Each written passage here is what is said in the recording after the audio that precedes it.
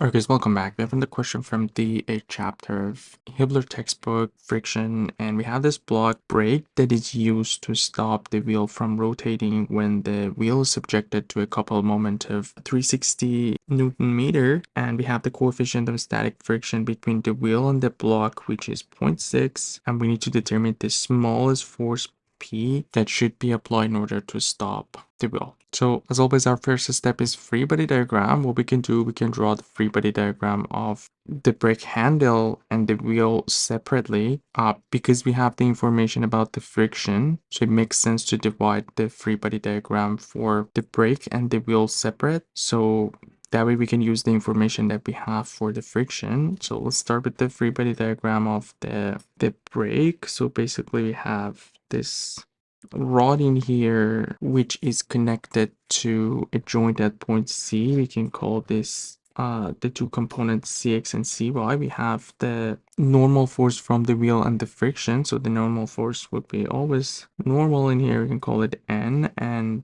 for finding the direction of the friction, we have to be careful because if we look at the wheel by itself, I'm just going to show the free body diagram of the wheel in here. We know the wheel is rotating clockwise and the moment is 360 Newton meter. So if it goes that way, the friction has to be opposite of that. So the friction on the wheel is going to be to the left. We can call it F. That way it would resist the movement of the wheel, and obviously this is going to be our N. And it's going to be same story in the brake with only one difference, that the direction has to be in the opposite. So the force friction on the brake is going to be opposite of what we have for the wheel, and we can see we have the same story for N, upward for the brake and downward for the wheel. And let's get back to the free body diagram of the handle. So there is a force P that is applying, so basically we are looking for that force P. So we're going to use our equilibrium assumption because we're talking about stopping the wheel, so there is no movement, everything is stationary. So the equilibrium equation, sum of all forces in x equals 0, y equals 0, and we have one moment equation. And we can use these three equations for both the brake and the wheel. All right, so what we are interested in here at the end is the force P. So if we go for the free body diagram of the brake, if we just do the moment about C, we're going to get rid of CX, which is not important for us too. So, and we are in equilibrium, this will be equal to 0. So we have the moment of the normal force, which is clockwise. We can see about C is going to be clockwise. So negative N times the distance is 0.4 meter. We're going to have the moment of the F.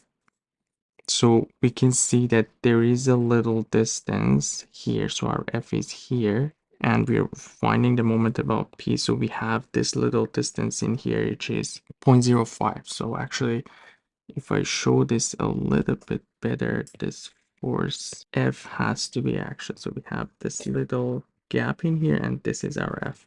So the moment, because it's a little below the C, is going to be counterclockwise. So it's positive F times the distance is 0.05. And the last thing would be the moment of P about C, also counterclockwise. So plus P times the distance is 1 meter, and that's going to be equal to 0. So if you use the other two equations, fx and fy, it's not going to give us anything because it's going to add two more unknowns in here and it's just going to make the situation more complicated. But we're going to move on to the free body diagram of the wheel, and we're going to have again the same equations.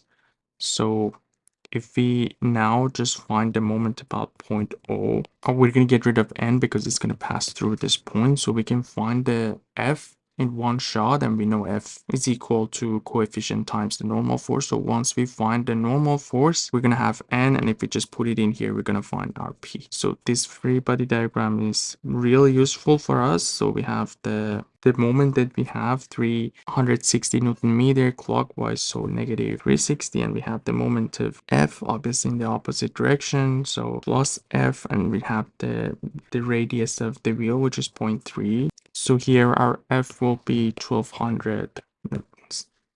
So as I mentioned, F is equal to mu s times N. We have the static coefficient in the question 0.6, so 0.6 times N is equal to 1200 Newton, which means the N in here is going to be 2000 newtons. And now we just have to plug these values in here. Instead of N, we have 2000. For F, we have 1200. And that's going to give us the force P, which is what the question is asking. So basically, P will be 2000 times 0.4 minus 1200 times 0.05. And yeah, that's going to give us the force P as a final answer, 740 newtons. And the final answer, obviously, the more force we push in here, the more likely it gets to stop the wheel, because we are putting more pressure. That's why the question is asking the smallest. And yeah, the smallest coming from the least force we need to stop the thing, which is coming from the equilibrium equations. Hope everything was clear. Let me know if you guys have any questions. You guys take care. I'll see you in the next video.